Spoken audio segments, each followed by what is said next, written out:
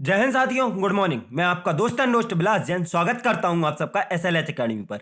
Daily current affairs की class में आप सबका स्वागत है। देवियों और सज्जनों, मेरा आप सबसे विनम्र अनुरोध है कि आप सब वीडियो को अंत तक बिना स्किप किए हुए पूरा मन लगाकर देखें। और अगर आपको अंत में वीडियो पसंद आए तो प्लीज वीडियो को लाइक करें, कमेंट करें, शेयर करें और चैनल को सब्सक्राइब करना बिल्कुल भी ना भूलें।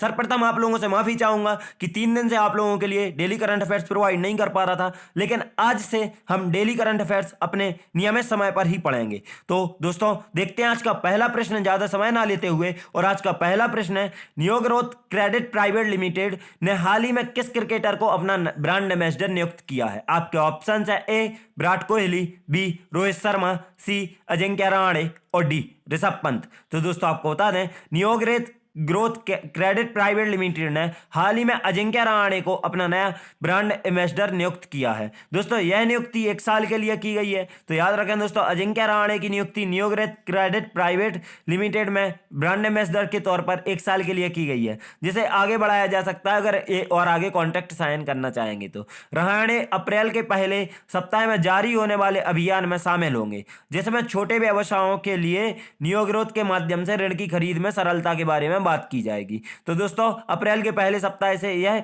न्यू ग्रोथ के सब कार्यक्रम में शामिल हो जाएंगे अजिंक्य रहाणे। देखते हैं आज का अगला प्रश्न। आज का अगला प्रश्न है, हाल ही में किसने खान और खनिज संशोधन विधेयक 2021 को मंजूरी दे दी है? आपके ऑप्शन है a supreme court, B NITI Aayog, सी लोकसभा और डी राज्यसभा। तो दोस्तों आपको बता दें, हाल ही में लोकसभा ने खान और खनिज संशोधन विधेयक 2021 को मंजूरी दे दी है। इस विधेयक का उद्देश्य खादानों और की नीलामी एवं आवंटन प्रक्रिया को पारदर्शी बनाना एवं कारोबार के अनुकूल माहौल तैयार करना है। इस विधेयक में संशोधन से रोजगार के अवसर पैदा करने में मदद मिलेगी।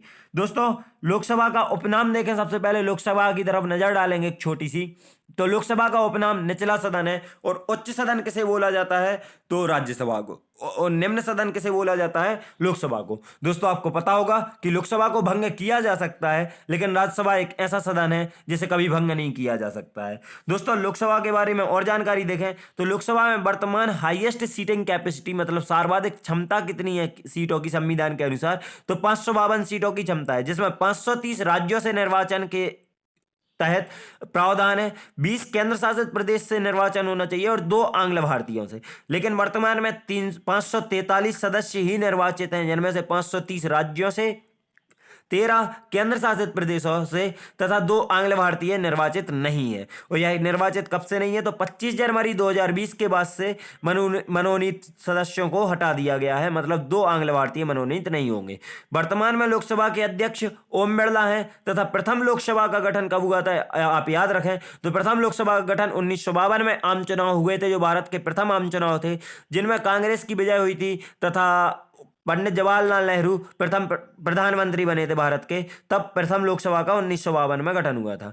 दोस्तों अगर लोकसभा का गठन संविधान में देखें तो आर्टिकल 81 में इसका गठन मिलेगा और आर्टिकल 331 में। तो आर्टिकल 331 में राष्ट्रपति द्वारा आंग्ल भारतीयों की मनोनीत करने की प्रक्रिया मिलेगी तथा 81 में कैसे निर्वाचन होगा राज्यों से तथा केंद्र शासित प्रदेश से, यह मिलेगा। देखते हैं आज का अगला प्रश्न। आज का अगला प्रश्न है, नीदरलैंड के प्रधानमंत्री मार्क रूटे ने हाल ही में चुनाव में लगातार कौन सी बार जीत दर्ज की है? आपके ऑप्शंस है ए तीसरी बार, बी चौथी बार, सी पांचवी बार और डी छठवीं बार। तो दोस्तों याद रखें, नीदरलैंड के वर्तमान प्रधानमंत्री मार्क रूटे हैं और यह लगातार 4 बार से यहां के प्रधानमंत्री हैं, जिन्होंने लगातार चौथी बार जीत दर्ज की है। हाल ही में नई संसद को चुनने के लिए नीदरलैंड में वोट डाले गए, जिसमें रूटे की पार्टी को सबसे ज्यादा वोट मिले। दोस्तों नजर डालेंगे अगर नीदरलैंड की तरफ, तो नीदरलैंड की राजधानी एम्स्टर्डम है तथा यहाँ की प्रशासनिक राजधानी द हैग है। और दोस्तों याद रखें कि नीदरलैंड की मुद्रा यूरो है, लेकिन कैरिबियाई नीदरलैंड की मुद्रा अमेरिकी डॉलर है। तो यहाँ पर राजधानी भी 2 है और मुद्रा भी 2। और वर्तमान में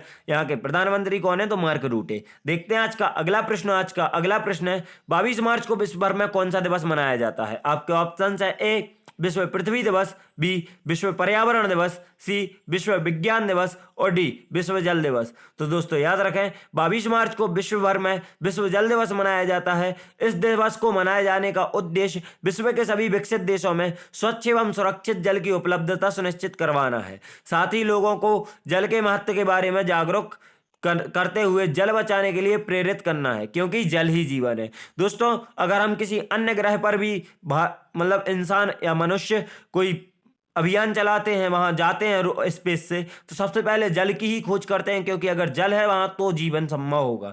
इसके बाद देखते हैं दोस्तों कि इसकी शुरुआत कहां से हुई थी। तो ब्राजील में रियो डी जेनेरियो में वर्ष 1992 में आयोजित पर्यावरण तथा विकास संयुक्त राष्ट्र सम्मेलन द्वारा आयोजित कार्यक्रम में विश्व जल दिवस मनाने की पहल की गई थी। तो दोस्तों कौन से सम्मेलन से? 1992 के रियो डी जेनेरियो प्रोटोकॉल से। याद रखें दोस्तों, क्योंकि प्रोटोकॉल बहुत अच्छे से पूछे जाते हैं। दोस्तों पहला विश्व जल दिवस कब मनाया गया? तो विश्व जल दिवस पहली बार 1993 में मनाया गया, क्योंकि इसकी घोषणा 1992 में हुई थी तथा 1993 से मनाए जाने की शुरुआत हो गई थी। बाकी ऑप्शंस पर नजर डालें दोस्तों, तो विश्व पृथ्वी दिवस प्रत्येक वर्ष 22 अप्रैल को मनाया जाता है, विश्व पर्यावरण दिवस प्रत्येक वर्ष 5 जून को, तथा विश्व विज्ञान दिवस प्रत्येक वर्ष 10 नवंबर को मनाया जाता है। विश्व जल दिवस 22 मार्च को। तो दोस्तों विश्व जल दिवस और विश्व पृथ्वी दिवस में 22 आएगा, लेकिन यहाँ पर मार्च और वहां अप्रैल होगा। देखते हैं दोस्तों आज का अगला प्रश्न है, भारतीय रेलवे के किस कोच फैक्ट्री ने हाल ही में पहले AC 3 tier economy class coach की शुरुआत की है?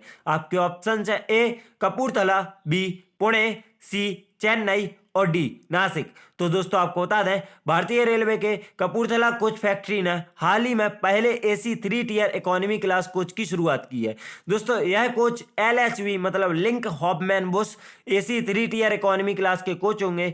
यह LHV इकोनॉमी क्लास के कोच आवश्यक मंजूरी के बाद LHV कोच के साथ चलने वाली सभी मेल और एक्सप्रेस ट्रेनों में शामिल किए जाएंगे। दोस्तों LHV AC 3 tier economy class coach कैसे होंगे, तो आप यहाँ तस्वीर में देख सकते हैं, और यह इतनी बड़ी फोटो आप लोगों को दिखाने ही लगाई गई है कि कैसे 2 टियर और 3 टियर में फर्क होने वाला है, क्या यहाँ पर इनोवेट किया गया है। देखते हैं आज का अगला प्रश्न है, श्री नरेंद्र कुमार व्यास और श्री नरेश कुमार चंद्रवंशी को हाल ही में किस उच्च न्यायालय का अतिरिक्त न्यायाधीश नियुक्त किया गया है?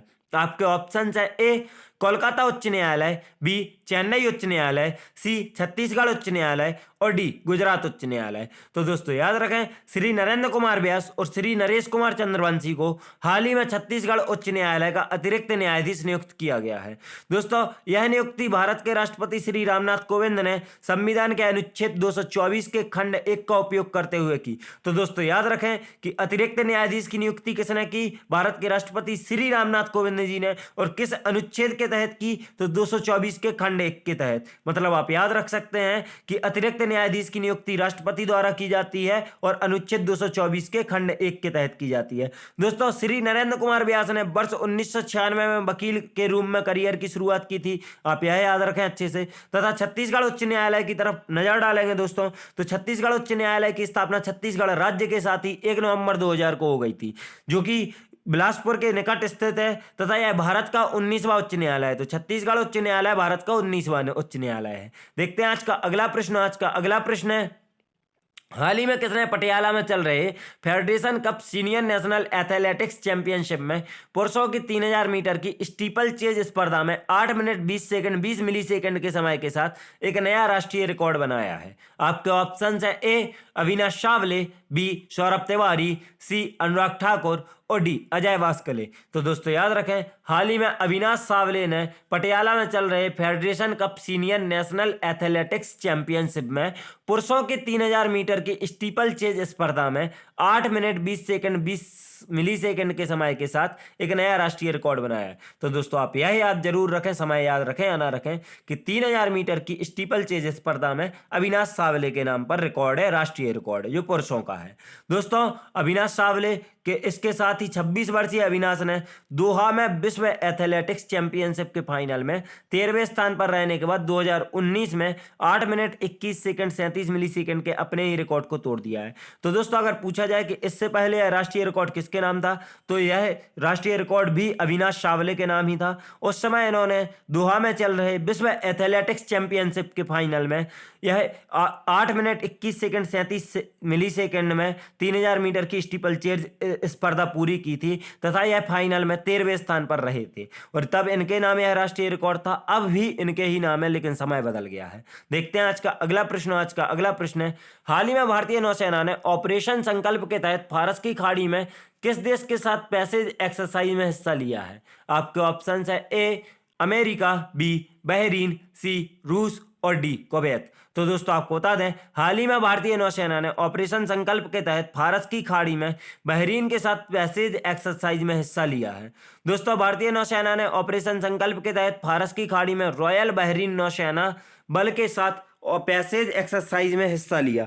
दोस्तों पैसेक्स नियमित रूप से मैत्रीपूर्ण देशों की नौसेनाओं के साथ भारतीय नौसेना द्वारा आयोजित किया जाता है। तो दोस्तों इस लाइन का मतलब ये निकलता है कि यह फिक्स नहीं है कि भारत और बहरीन के बीच में ही पैसेज एक्सरसाइज होगी, यह किसी भी अन्य देश के साथ भारतीय नौसेना कर सकती है। यह पूर्णतः स्वतंत्र है, यह फिक्स नहीं है। सिर्फ हाँ मैत्रीपूर्ण देशों की नौसेनाओं के साथ कर सकती है, चाहे वो जापान हो, रूस हो, अमेरिका हो या कोई भी हो। तो देखते हैं दोस्तों बहरीन को। अब तो सबसे पहले नजर डालेंगे, आप एक छोटा सा एरो के पास एक छोटा सा देश देख रहे होंगे सऊदी अरब के ऊपर में, यह है इतना छोटा देश बहरीन। दोस्तों आप इसके क्षेत्रफल से ही इसका अंदाजा लगा सकते हैं कि बहरीन देश का कुल क्षेत्रफल 741 स्क्वायर किलोमीटर है।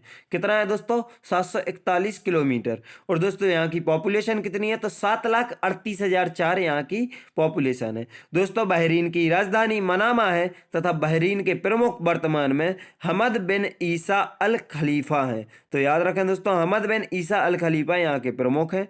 दोस्तों बहरीन को स्वतंत्रता यूनाइटेड किंगडम से 15 अगस्त 1971 को मिली थी। तो दोस्तों तिथि तो भारत वाली ही 15 अगस्त, लेकिन हम 1947 में स्वतंत्र हो गए थे और यह 1971 में स्वतंत्र हो पाए।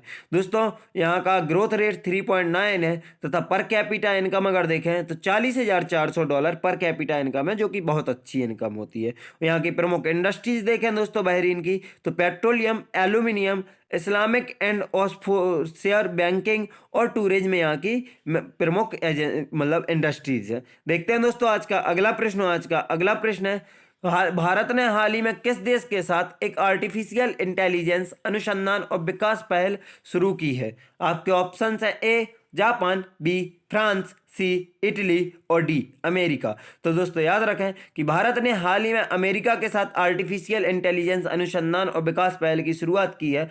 Indo US science and technology forum IUSSTF ने विज्ञान और प्रौद्योगिकी सचिव के विभाग की उपस्थिति में US India artificial intelligence USIAI पहल लॉन्च की। दोस्तों तो किसके द्वारा की गई? Indo US science and technology forum ने विज्ञान और प्रौद्योगिकी सचिव विभाग की उपस्थिति में यूएस इंडिया आर्टिफिशियल इंटेलिजेंस पहल लॉन्च की है।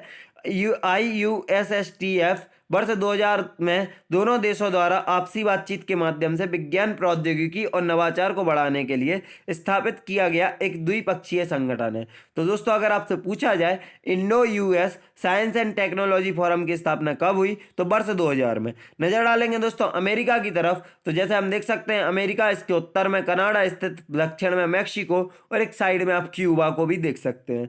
दोस्तों अमेरिका उत्तरी अमेरिका महाद्वीप में स्थित एक देश है जिसके राष्ट्रपति जो बिडेन तथा उपराष्ट्रपति कमला हैरिस है। दोस्तों अमेरिका की राजधानी वॉशिंगटन DC है, जहां विश्व बैंक और IMF का मुख्यालय स्थित है।